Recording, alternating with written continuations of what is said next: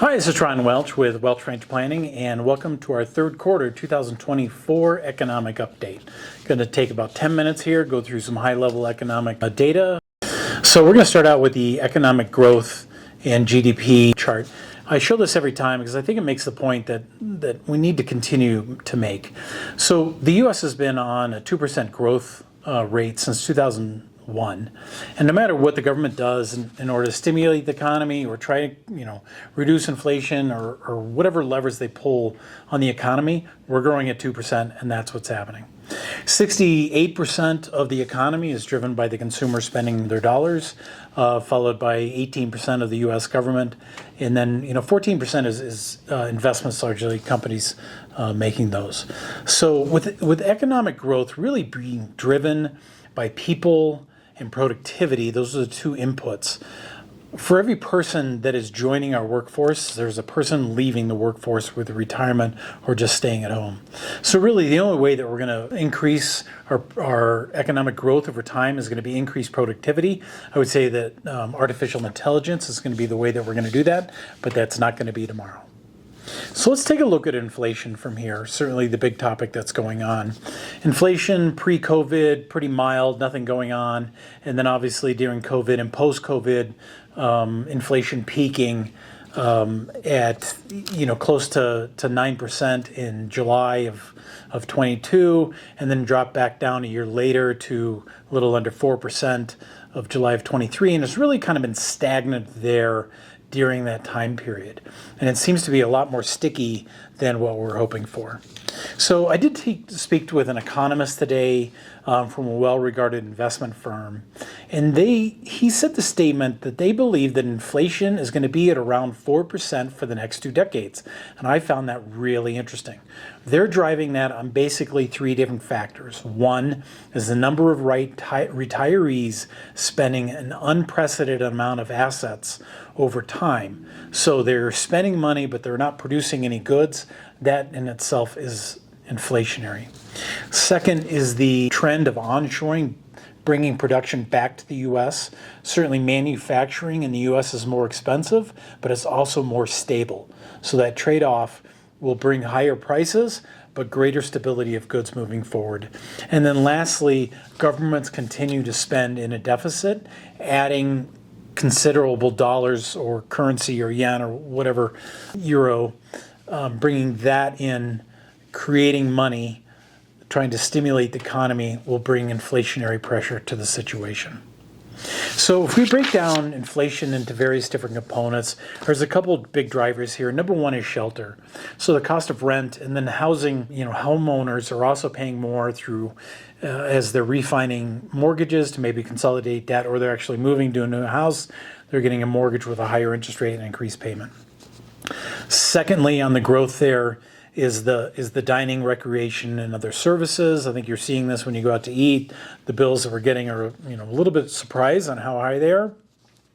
And then third is auto insurance. And this is the one that I'm kind of struggling with a little bit, because with all the safety features that we're bringing in with cars, we're actually, apparently we're crashing them just as much as we used to.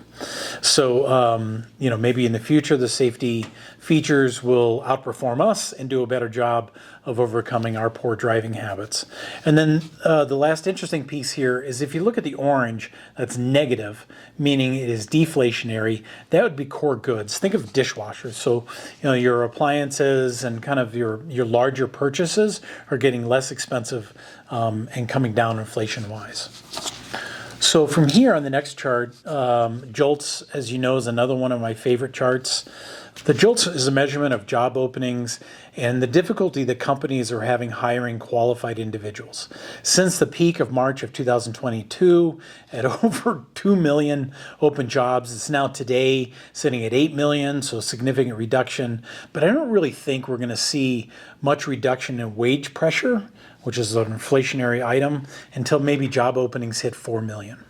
Compounding the issue is that we're adding 200,000 jobs a month. So it's not only trying to fill the jobs today, but it's also trying to fill the jobs that are getting created month after month after month. And that's why the jobs data is so important to the Fed when they're trying to set the interest rates. So from there, I just was kind of curious where jobs are getting created. And this is a chart of February 2020. The important part is it's pre-COVID. So through that, at the end of the day, not a big surprise, about a quarter of the new jobs are coming in private education and health services. Certainly our demographics are leaning towards people, an aging population. We're going to have increased health expenses. And then down below, the professional and business services. This is a big item. I would substitute for the word technology in the sense of it's all of us trying to innovate and buy new technology to keep current, and that's driving a lot of the job growth. And then in third and fourth place is transportation and warehousing. With the birth of Amazon and kind of the growth of e-commerce, warehousing should not be any surprise, or transportation. And then construction. And construction will probably be my favorite area of growth because those are jobs that AI probably will not largely take. And you got to have somebody that's on the ground making the buildings. So construction coming in at 10%. So shifting over to Fed interest rates, we are filming this as Powell spoke today.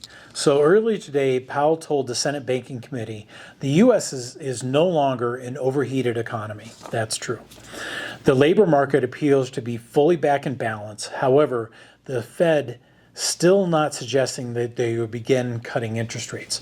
So again, I think everybody on the street felt that interest rates would start declining probably 2.5 to 3 years ago, but we're still in a holding pattern of the interest rates staying steady of where they're at. And then Powell continued that elevated inflation is not the only risk we face. Cutting interest rates too late or too little could unduly weaken the economic activity and employment. This to me is the great balance that the Fed faces, and it's probably an unsolvable problem, but they're trying to tame inflation by slowing down the economy. But if they do it too well, then they may throw us into a recession. I also believe that the increasing interest rates has had a minimal impact on the economy due to many households having excess cash post-COVID era. They've been able to buy, purchase the goods and services that they want without really any needing finances. So I don't think we're going to see much reduction in inflation until we've kind of worked through our stockpile and cash has dwindled. So the next topic that I want to talk about is actually the U.S. deficit. And that, this to me is kind of an important piece because it really does hamper our ability to move forward. So the blue section on this chart represents the net interest outlay. So that's the representation of the interest that we're paying. These costs of servicing the national debt. They vary generally over time, but they reflect the growing national debt. Now, rising interest means that a larger portion of the budget will be allocated to debt servicing, reducing funds available for other services and priorities. Certainly, inflation and higher interest rates hurts our households, but also it puts a strain on the federal deficit. So, these are the things that I'm concerned about. But in addition to that, if we look at the forecast on this chart, you can see the red area, and that's the Tax Cuts and Jobs Act. That will expire in a couple years. If it gets renewed, the deficit will go ahead and continue. And basically what happened is that we cut taxes, which is probably always a welcome thing, but we did not cut any expenses. And so the Tax Cuts and Jobs Act actually increased the deficit over time. And it's, basically cutting taxes is easy and cutting spending is hard.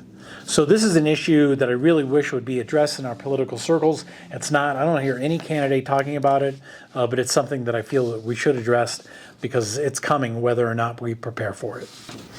Winding down the last two slides here, I want to look at the U.S. goods imports by country. And what's really interesting here is that you can see, basically when China started suffering tariffs, so we started imposing tariffs on China, you can see that their imports dropped dramatically. But in corresponding about that time frame, the imports from Mexico, China, Korea, and Vietnam almost take up the slack dollar for China's decline. I'm going to make the argument that the tariffs have not reduced Chinese goods in the U.S., but has forced the Chinese to establish trade relationships with other countries for final assembly. hence circumventing the tariffs. For example, solar panels once made in China are now made in Vietnam, but using the Chinese wafers, which now this is labeled as a Vietnamese product. It avoids the tariffs, but basically the bulk of it is Chinese product coming in. So I just don't think that we're really getting any headway with the tariffs. Whether we should drop them or not, I don't really know, but they're not having the impact that I think we hoped them for. So this last chart that I want to show is put out by the International Monetary Fund, and it shows an impressive growth in Chinese exports. This is an interesting juxtaposition as to the Chinese economy is in trouble. Yes, Chinese real estate is certainly soft in the sector and struggling, and also they have demographic issues as an aging population similar to the rest of the world. However, I'm having difficulty accepting that China's economy is really struggling when I see this type of growth in exports that are occurring there. So those are my thoughts on China and what's going on out there. That's our economic update for this quarter. If there's some topics that you want to talk about or some issues that you don't think I've got accurate, feel free to give me a call and let's talk it out a little bit. Have yourself a great day. Thank you for joining, and we'll talk to you soon. Bye-bye.